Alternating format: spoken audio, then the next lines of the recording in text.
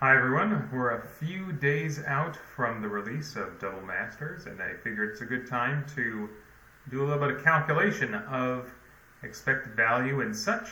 Now that we actually have some stability in the prices.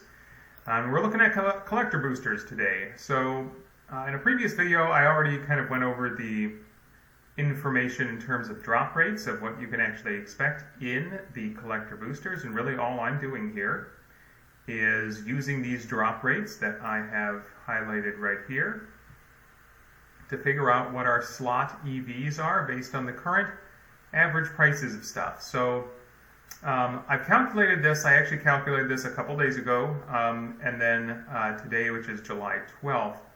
Things have shifted around a lot. Usually on release weekend, when everything hits the market, that's kind of your low point of a lot of prices. And things have kind of crept back up, especially for the borderless cards. You can see within 2 days a change of maybe as much as 10% for some of our borderless mythics and rares. So here's our July 10th data for non-foil and foil. Here's our July 12th data. So you can sort of see how things go. One thing that really has surprised me is just how high the prices on the etched foils are. Wasn't expecting this, but it appears that because the only place you can get the etched foils is the collector boosters, and because these can be any rare or mythic from the set, it's actually pretty hard to get some of the certain rares in etched foil, and they've commanded quite a premium. So it's a little surprising that it's played out that way. So okay, let's take a look at the actual breakdown. So here it was on July 10th, and here's how I've calculated things out. I did try to take into account the whole textured foil thing. It doesn't really change the EV very much because it's just so improbable. So again, not surprisingly, we would see that a lot of your expected value is in this foil borderless slot. You're getting the goods there.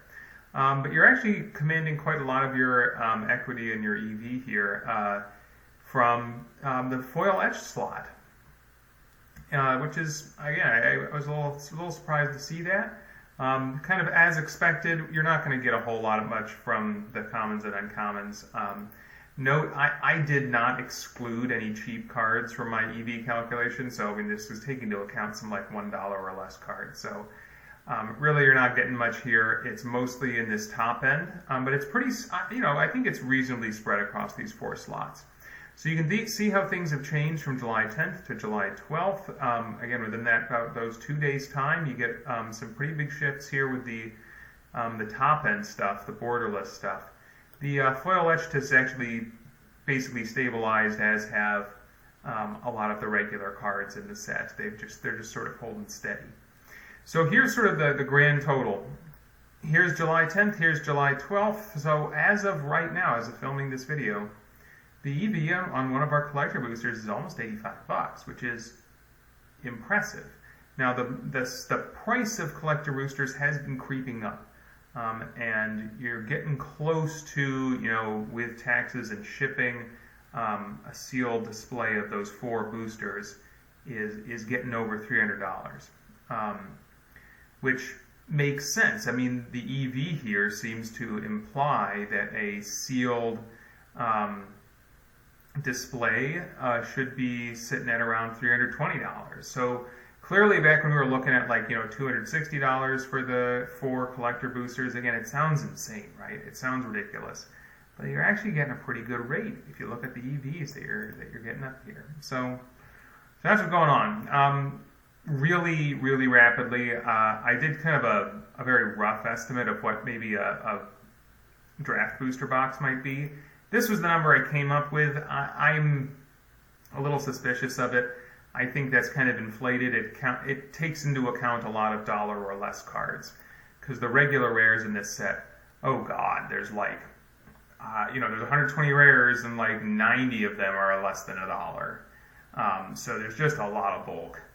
And I think that's represented pretty heavily in here. So, again, it's there if you're interested, but take that with a bit of a grain of salt. The draft sealed prices for a draft box are still sitting around $345, that's not taking into account taxes or anything yet, so that kind of puts things in perspective. So, hope you found this informative. We'll leave it there.